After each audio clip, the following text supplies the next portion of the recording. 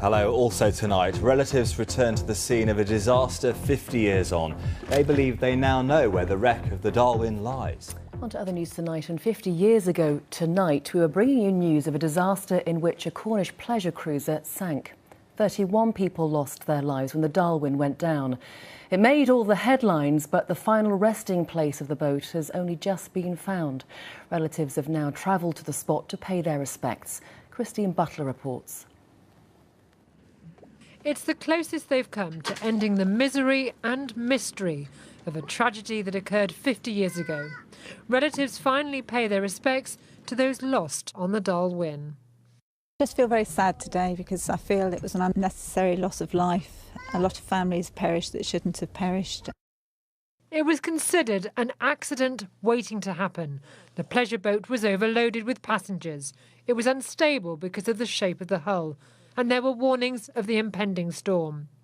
Aiming for Myler, near Falmouth, the Darlwyne left Foy and was never seen again, despite Cornwall's largest ever search and rescue operation.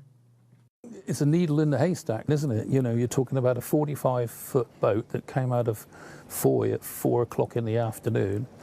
I remember looking at the watches on two of the bodies that we found, and one said 8 o'clock and one said 8:15. So 4 hours, where would she be in 4 hours? You know, she could be anywhere.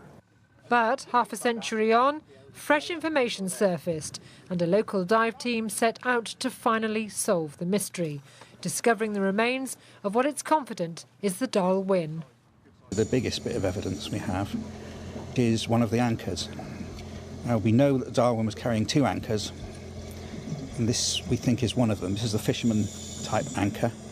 Nick Lyon led the team that made the discovery at Dodman Point. Divers sometimes have a sort of plundering reputation. We've never really thought that much about the personal stories of the people on the wrecks. It's just been looking for wreckage. This is altogether different, and certainly when the flowers went in the water, it was a bit of a lump in the throat moment.